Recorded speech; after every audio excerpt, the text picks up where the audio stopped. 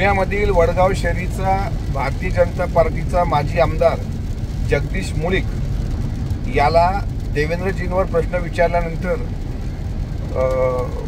प्रचंड मनस्ताप झाला आणि त्या मनस्तापाच्या भरात आवेशात पुढचं तिकीट आपलं विधानसभेचं पक्क झालं पाहिजे आणि देवेंद्रजींना खुश करण्याकरता हा गडी माझ्यावर एकेरी भाषेत सरकला।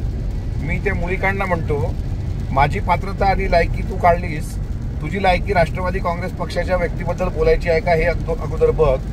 आणि आपल्या मतदारसंघामध्ये आपला पराभव का झाला, जनतेची का आपण कामं केली नाही मागच्या काळामध्ये, हे चांगलं तुमच्या त्या विधानसभा मतदारसंघात माहीत आहे। त्याच्यामुळे जगदीश मुळीकांसारख्या वळवळणाऱ्या लोकांनी आपलं थोबाळ बंद ठेवावं। आपल्या नेत्यांना खुश करण्याकरता समोरच्या व्यक्तीला एकेरी भाषेत बोलू नये। तू जर एकेरी भाषेत बोलत असशील तर आम्हाला सुद्धा त्याच भाषेत उत्तर देता येतं, त्यामुळे थोडंसं जबानाला लगाम द्यावा। एबीपी माझा, उघडा डोळे बघा नीट।